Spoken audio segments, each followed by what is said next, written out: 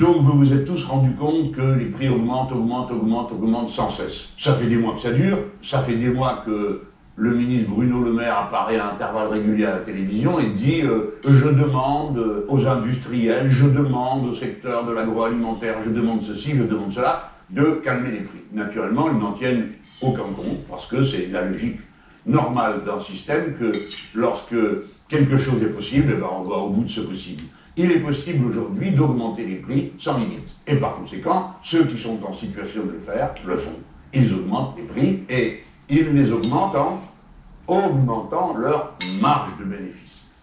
Et ce sont ces marges qui créent l'inflation. Il n'y a pas d'augmentation des matières premières ou des coûts de transformation qui justifie le niveau d'augmentation des prix que tout le monde constate. C'est donc de la pure spéculation qui enrichit considérablement quelques groupes qui n'ont, comme d'habitude, ni morale, ni aucun respect pour la population, ses besoins. Le nombre de gens qui ne peut plus se nourrir correctement, ou même se nourrir tout simplement, augmente.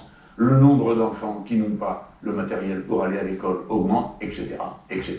Et les prix à la pompe continuent à osciller autour des 2 € le litre, quand ça ne le dépasse pas. Et c'est là que le gouvernement a trouvé une mesure, à part ses vaines prières, une mesure pour la rentrée, eh bien, il permet de vendre à perte. Naturellement, personne ne comprend rien, et tout le monde se demande comment on peut vendre à perte. Eh bien, je vais vous expliquer en un mot commençant ce que c'est. La vente à perte, c'est le moyen pour les grandes surfaces de baisser le prix de l'essence qu'elles vous vendent à la pompe, et en augmentant, par-ci par-là, les prix des autres produits que vous irez acheter, parce que vous commencez par passer à la pompe, vu que ça coûte moins cher. Voilà.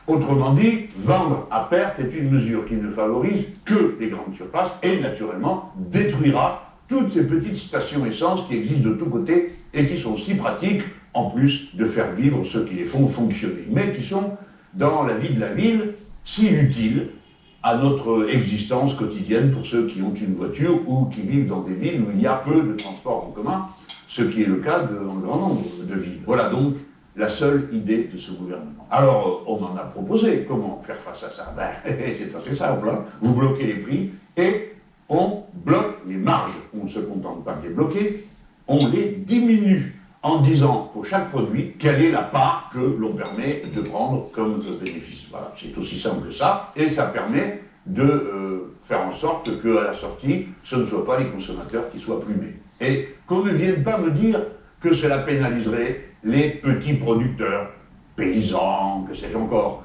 des gens qui produisent avant que l'on mette en vente. Parce que les prix qui leur sont payés sont dérisoires et n'ont strictement rien à voir avec celui que vous payez dans les rayons. Il est donc juste de dire, on va réduire les marges, et cette réduction des marges coûtera, oui, en effet, à qui? À ceux qui accumulent. Voilà. Et croyez-moi, ça ne les empêchera pas de faire des bénéfices, hein, mais ça bloquera, ça limitera l'extension de ces bénéfices au détriment de la population.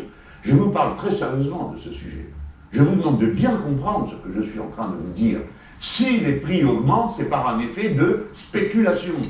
Il n'y a aucun facteur objectif qui justifie cette augmentation des prix. Alors comment pourrait-on guérir les profiteurs de la mauvaise habitude d'augmenter les prix comme ça au-delà du raisonnable devant des populations qui ne peuvent pas se défendre? Il y a une manière fort simple là aussi de le faire. Il faut revenir à ce que l'on appelait autrefois, et qui fonctionne encore aujourd'hui, l'échelle mobile des salaires. C'est-à-dire, s'il y a 2% d'inflation, les salaires augmentent automatiquement de 2%. S'il y a 3%, etc., etc., etc. Et si on procède de cette manière, très vite, tout le monde voit l'intérêt qu'il y a à comprimer les prix, et en tout cas en évitant de faire des marges abusives, et on aurait dit autrefois usuraires. Alors je vous ai dit, j'ai trouvé des sous. Oh, c'est pas d'aujourd'hui que je les ai trouvés. Je vais vous dire où ils sont. Chaque année, la France paye une somme, c'est sa cotisation, au fonctionnement de l'Union européenne. Et chaque année, l'Union européenne reverse à la France, pour toutes sortes de politiques qu'elle privilégie ou favorise, de l'argent.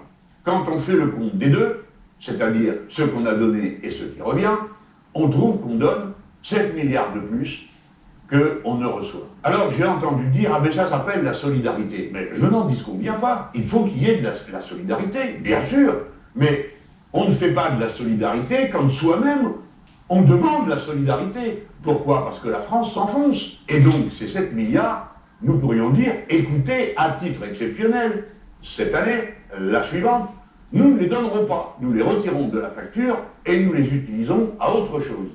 Et bien sûr, on se retrouve dans un an, dans 2 ans. Pourquoi j'insiste sur ces 7 milliards? C'est parce que non seulement ce n'est pas juste, quand on est soi-même en détresse, de donner plus que l'on a, parce que c'est ce que nous faisons, nous donnons plus que ce que nous avons. Mais aussi, c'est à mains égards totalement immoral. Pourquoi? Parce que les Français, qui sont la bonne pomme de l'Europe, payent pour ceux qui ne payent pas. C'est-à-dire qu'il y a des pays qui refusent d'augmenter leurs cotisations. Depuis que la Grande-Bretagne a quitté l'Union européenne, les cotisations de chaque État ont augmenté. Il y a des pays qui refusent. Et ce sont les Français, les bonnes pommes, qui payent la différence. Alors évidemment, c'est les Allemands qui en profitent le plus, et quelques autres, comme d'habitude.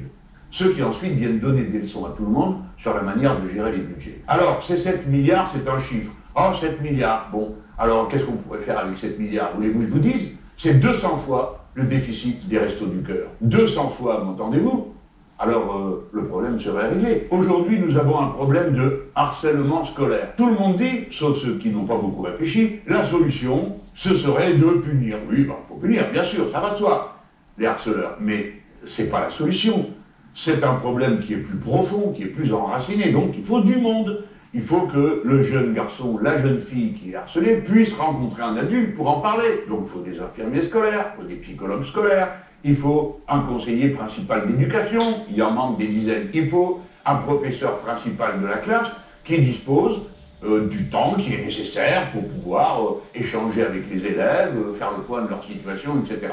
Eh bien, avec 7 milliards, on peut payer 150 000 professeurs ou personnels d'éducation supplémentaires. 150 000, m'entendez-vous? 7 milliards que nous donnons, que nous ne devrions pas donner, nous permettrait de nous payer largement le personnel dont on a besoin.